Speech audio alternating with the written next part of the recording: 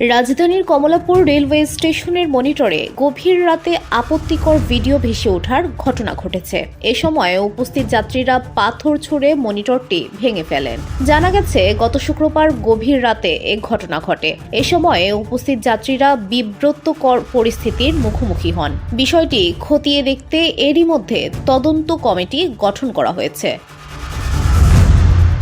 কমলাপুর স্টেশনের ডিসপ্লেতে আপত্তিকর ভিডিও দেখা যাওয়ার তথ্যটি নিশ্চিত করেন ঢাকা জেলার পুলিশ সুপার আনোয়ার হোসেন। তিনি জানান, সাইবার হ্যাকিং এর মাধ্যমে হ্যাকাররা এমনটি করতে পারে। এই মর্মে গত অক্টোবর মাসে রেলওয়ে বরাবর আমরা একটি চিঠি দিয়ে জানিয়েছিলাম। তিনি বলেন, তারপরও কারা কিভাবে এই ঘটনা ঘটিয়েছে তার তদন্ত করছি।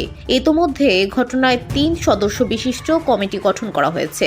কমিটির তদন্ত প্রতিবেদনের উপর ভিত্তি করে পরবর্তীতে ব্যবস্থা গ্রহণ করা হবে। এর আগে গত 28 অক্টোবর কমলাপুর রেল স্টেশনের প্রবেশ পথের মনিটরে আওয়ামী লীগ জিন্দাবাদ লেখা স্ক্রোল উঠেছিল। সে ঘটনার পর ডিসপ্লে বন্ধ রাখা হয়েছিল। উল্লেখ্য, গত 14 ডিসেম্বর খুলনা রেলওয়েতেও এমন একটি ঘটনা ঘটেছিল।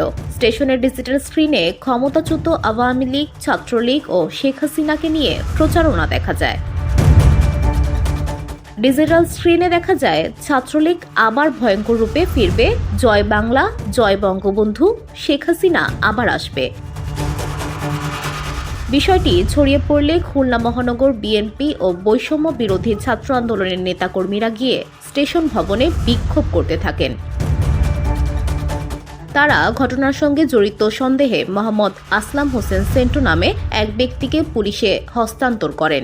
এ ঘটনায় 5 সদস্য বিশিষ্ট তদন্ত কমিটি করা হয়। VOD Bangla news desk.